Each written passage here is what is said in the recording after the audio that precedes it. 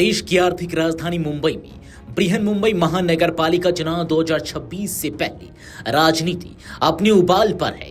Mayor की कुर्सी को लेकर चल रही खींचतान अब सिर्फ सत्ता तक सीमित नहीं रही, बल्कि पहचान, धर्म और जनसांख्यिकी के मुद्दों तक पहुंच गई है। एआईएमआईएम नेता वारिस पठान के एक बयान ने इस बहस को और तेज कर दिया है, जिसके बाद शिवसेना, उद्धव ठाकरे गुट और एआईएमआईएम आमने सामने आ गए हैं। खबरों के मुताबिक एआईएमआईएम नेता वारिस पठान ने कहा कि एक दिन ऐसा आएगा जब हिजाब पहनने वाली महिला भी मुंबई की मेयर बनेगी। उन्होंने इस संविधान का हवाला देते हुए कहा, अगर देश का संविधान समानता और समान अवसर की बात करता है तो पठान, खान, अंसारी, शेख या कुरैशी मेयर क्यों नहीं बन सकते। वारिस पठान के इस बयान को एआईएमआईएम की सियासी रणनीति और मुस्लिम वोट बैंक को साधने की कोशिश के तौर पर देखा जा रहा है, खासकर तब जब बीएमसी चुनाव नजदीक है। वारिस पठान के बयान पर शिवसेना यूबीटी ने कड़ा पलटवार किया। शिवसेना यूबीटी के प्रवक्ता आनंद दुबे ने साफ शब्दों में कहा कि मुंबई का मेयर मराठी हिंदू ही होगा। उन्होंने एआईएमआईएम पर आरोप लगाया कि वह जानबूझकर हिंदू मुस्लिम का मुद्दा उछालकर माहौल खराब कर रही है और अप्रत्यक्ष रूप से बीजेपी के लिए राजनीति कर रही है। आनंद दुबे ने तीखा तंज कसते हुए कहा कि ऐसी राजनीति भारत में नहीं, बल्कि पाकिस्तान या बांग्लादेश में आजमाई जाए। इस पूरे विवाद के बीच आंकड़ों की भी खूब चर्चा हो रही है।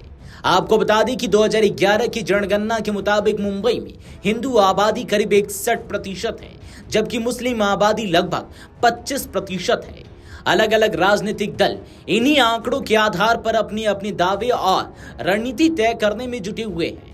माना जा रहा है कि मेयर पद की लड़ाई में जनसांख्यिकी बड़ा फैक्टर बन सकती है।